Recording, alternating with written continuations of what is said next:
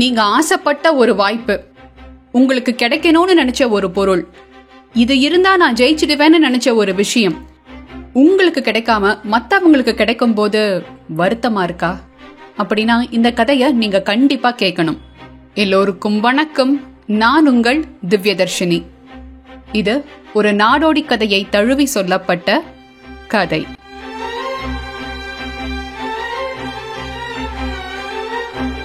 முன்னொரு காலத்துல கருணை முனின்னு ஒரு முனிவர் காட்டுல மடம் அமைச்சு வாழ்ந்துட்டு வந்தாரு.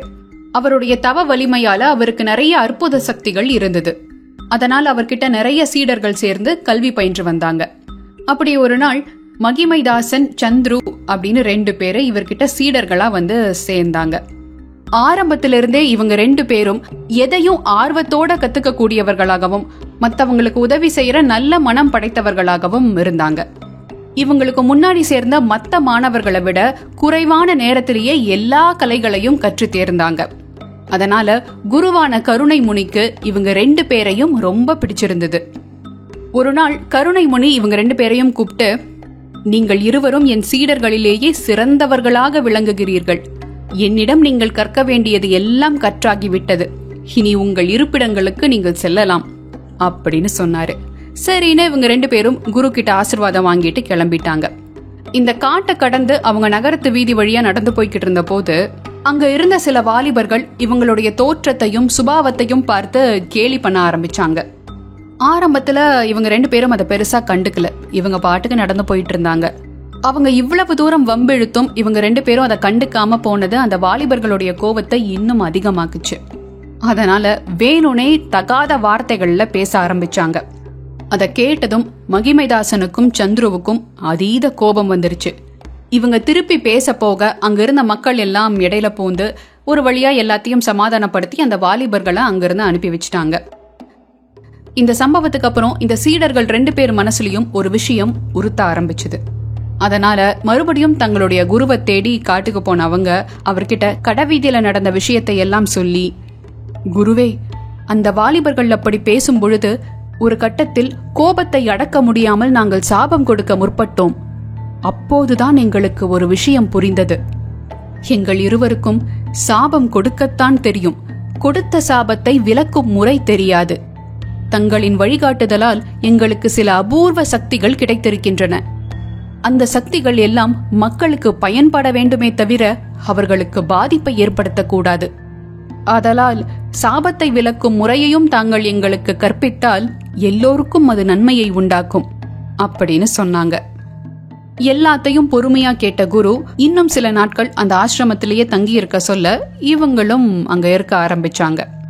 சுமார் 2 வாரங்களுக்கு அப்புறம் இந்த குரு சந்துருவை கூப்பிட்டு, சாபத்தை விலக்கும் முறையை அறிய கடும் உபாசனை மேற்கொள்ள வேண்டும். அது எல்லோராலும் முடியாது. உனக்கு அதை கூறுகிறேன்.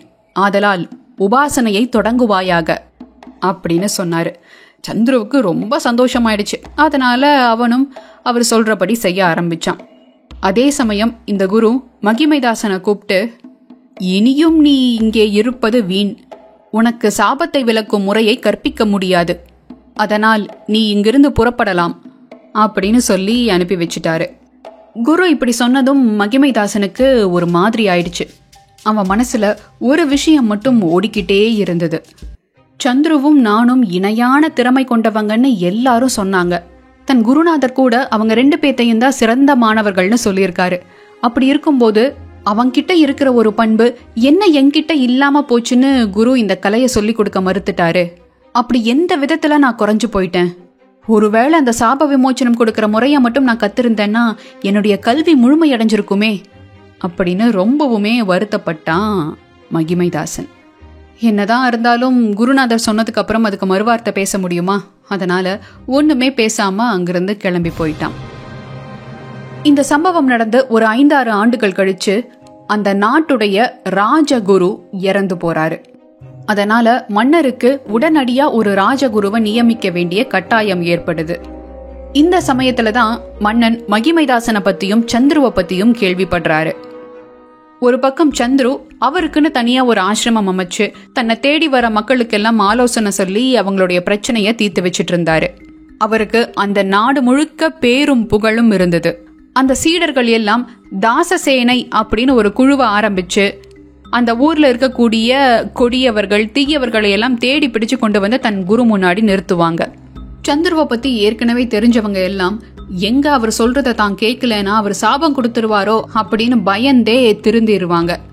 இன்னொரு பக்கம் மகிமைதாசனுக்கு சந்துரு அளவுக்கு பெரிய பேரும் புகழும் கிடைக்கலன்னாலும் அவரும் ஒரு ஆசிரமம் அமைச்சு தனக்கு கீழே சில சீடர்களோட வாழ்ந்துட்டு வந்தாரு. சில நேரங்கள்ல ஊர் ஊரா போய் சொற்பொழிவு நடத்தி மக்களுக்கு நல்லது செஞ்சுட்டு வந்தாரு. இவங்க 2 பேர் பத்தியும் கேள்விப்பட்ட அரசர் ராஜகுரு பதவி இவங்கள ஒருத்தரை தேர்ந்தெடுக்கலான்னு முடிவு பண்றாரு.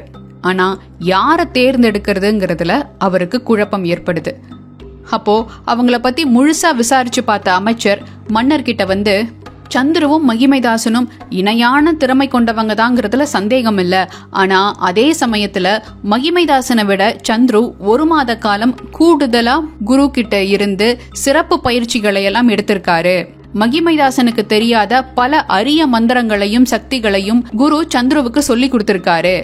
அதனால அவர்தான் இந்த பதவிக்கு பொருத்தமானவரா இருப்பாருன்ட்டு அமைச்சர் சொல்ல, மன்னரும் சந்துருவை ராஜகுருவா நியமிக்கிறாரு. அந்த பதவிக்கு வந்ததுக்கு அப்புறம் மன்னருக்கு பக்க பலமா இருந்து அரசாங்க காரியமெல்லாம் வெற்றிகரமா நடக்க ரொம்ப உறுதுணையா இருக்கிறாரு சந்துரு. இப்படியே சில மாதங்கள் போகுது. திடீர்னு ஒரு நாள் அரண்மனையில ஒரு தீவிர ஆலோசனை கூட்டம் நடக்குது. மந்திரிகள், அரசாங்க அதிகாரிகள், அரண்மனையில இருக்கிறவங்கன்னு எல்லாருக்குமே அரசர் மேல ஒரு கசப்புணர்வு ஏற்பட்டிருக்கிறதாகவும், இந்த அரசாங்கத்து மேல இருக்கிற நம்பிக்கை போய் பயமே அதிகமா இருக்கிறதாகவும் அந்த கூட்டத்துல பேசுறாங்க. அதுக்கு முக்கிய காரணம் ராஜகுருவான சந்துரு தான். அடிக்கடி அவர் தன் பொறுமையை இழந்து விடுற சாபந்தான் அதுக்கு காரணம். இதை தெரிஞ்சுக்கிட்டதும் அரசருக்கு ரொம்ப சங்கடமாயிடுச்சு. இப்படியே போனா ஒரு கட்டத்துல மக்களும் சேர்ந்து துன்பப்படுவாங்க, தம் மேல இருக்கிற நல்ல அபிப்பிராயமும் அவங்களுக்கு போயிடும் அப்படின்னு புரிஞ்சுக்கிட்ட மன்னன் இந்த பிரச்சனைக்கு தீர்வு சொல்லக்கூடிய ஒரே ஆள் சந்துருவுடைய குருநாதரான கருணை முனிதான் அப்படின்னு புரிஞ்சுக்கிட்டு அவரை போய் சந்திக்கிறாரு. அரசர் சொல்றதை எல்லாம் பொறுமையா கேட்ட முனிவர், மன்னா, சந்துரு அல்லது மகிமைதாசன் இருவரில் யாரை ராஜகுருவாக நியமிக்கலாம் என்று தாங்கள் முன்கூட்டியே என்னிடம் கேட்டிருந்தால் நான் நிச்சயம் மகிமைதாசனைத்தான் பரிந்துரை செய்திருப்பேன் அப்படின்னு சொன்னதும் மன்னர் அப்படியே அதிர்ந்து போயிட்டாரு. இப்போ உங்க எல்லார் மனசுலயும் இருக்கிற அதே கேள்விதான் மன்னன் மனசுலயும் வந்தது. குரு கிட்ட அதை அவர் கேட்கவும் செஞ்சாரு. என்ன சொல்கிறீர்கள்? சந்துரு தானே உங்களிடம் கூடுதலாக 1 மாதம் பயிற்சி பெற்றார். அவருக்கு தாங்கள் பல அரிய சக்திகளையும் மந்திரங்களையும் போதித்ததாக கேள்விப்பட்டேனே. சந்துரு சிறந்தவராக இருந்ததால் தானே அவருக்கு கூடுதல் பயிற்சிகளை கொடுத்தீர்கள் அப்படின்னு மன்னன் கேட்டதும் முனிவர் அதுக்கான விளக்கத்தை கொடுத்தாரு. மன்னா, மகிமைதாசன் எல்லாவற்றிலும் நிதானத்தோடும் பொறுமையோடும் செயல்படக்கூடியவன். அவன் ஒரு விஷயத்தை செய்வதற்கு முன்னால் பல முறை யோசித்து செயல்படுவான். ஆனால் சந்துருவிடம் அந்த பொறுமையோ நிதானமோ இல்லை. அவன் ஞானமுள்ளவன்தான். இருந்தாலும் முன்கோபம் அதிகமாக இருக்கும் காரணத்தினால் எதையும் யோசிக்காமல் சட்டென்று முடிவெடுத்து விடுவான். அதனால்தான் அவனுக்கு சாபத்தை நீக்கும் மந்திரத்தை போதிக்க வேண்டியதாய் இருந்தது. அதன் பொருட்டுதான் அவனுக்கு கூடுதலாக 1 மாசம் பயிற்சி கொடுத்தேன். இயல்பிலேயே நிதானம் இருக்கக்கூடிய மகிமைதாசனுக்கு அது அவசியமில்லாததால் அவன் முன்கூட்டியே ஆசிரமத்திலிருந்து கிளம்பிவிட்டான். அதனால் ராஜகுரு போன்ற ஒரு முக்கியமான பொறுப்பிற்கு சந்துருவை விட மகிமைதாசன் தான் உகந்தவன் அப்படின்னு சொன்ன போதுதான் மன்னனுக்கு தன்னுடைய தவறே புரிஞ்சுது. பிளாட்டினமும் வைரமும் மண்ணில இருந்து தான் வருது. அத ஒரு மதிப்புமிக்க பொருளா மாத்த நிறைய நிலைகளை அது கடந்து வர வேண்டியிருக்கு. வைரம் ஒரு விதமான ப்ராசஸ கடந்து வர வேண்டியிருக்கும். பிளாட்டினம் ஒரு விதமான ப்ராசஸ கடந்து வர வேண்டியிருக்கும். ஏன்னா 2உடைய தன்மையும் வெவ்வேறு. ஒரு பிளாட்டினத்தை உருவாக்குற ப்ராசஸையே வைரத்தை உருவாக்கவும் பயன்படுத்தினா கடைசியில உங்க கையில நிக்கிறது வைரமா இருக்காது, யாருக்கும் பயன்படாத ஏதோ ஒரு பொருளா இருக்கும். அதே மாதிரி தாங்க உங்களுக்கு மகிமைதாசன் மாதிரி நீங்க ஆசைப்பட்ட ஒரு பயிற்சியோ இல்ல வாய்ப்போ கிடைக்காம போகலாம். அது உங்களுக்கு கிடைக்காம இருக்குன்னா உங்களை ஒரு மதிப்புமிக்க ஒருத்தரா மாத்த இல்ல உங்களை பக்குவப்பட வைக்க அந்த குறிப்பிட்ட ப்ராசஸ் உங்களுக்கு தேவையில்லைங்கிறதுனால தான். உங்களுடைய தனித்தன்மை வேற. அதுக்குண்டான வாய்ப்புகளும் அங்கீகாரமும் உங்களுக்கு நிச்சயம் வந்து சேரும். ஞாபகம் வச்சுக்கோங்க, பிளாட்டினம் பிளாட்டினம் தான், வைரம் வைரம் தான். சரி, எனக்கு தேவையானது தானா வந்து சேரும் அப்படின்னு நாம சும்மா உட்கார்ந்துடலாமா? வாய்ப்பு கிடைக்காம சும்மா இருக்கிற நேரத்துல என்ன செய்யணுங்கிறத போன வார பதிவுல போட்டிருந்தோம். அந்த கதைய நீங்க இன்னும் கேட்கலன்னா என் ஸ்கிரீன்ல இருக்கிற இந்த லிங்கை கிளிக் பண்ணி பாருங்க. டிஸ்கிரிப்ஷன் பாக்ஸ்லயும் அந்த கதையோடைய லிங்கை கொடுத்திருக்கோம். இது போன்ற மற்றும் ஒரு பதிவில் உங்களை சந்திக்கும் வரை உங்களிடமிருந்து விடைபெறும் நான் திவ்யதர்ஷினி. நன்றி.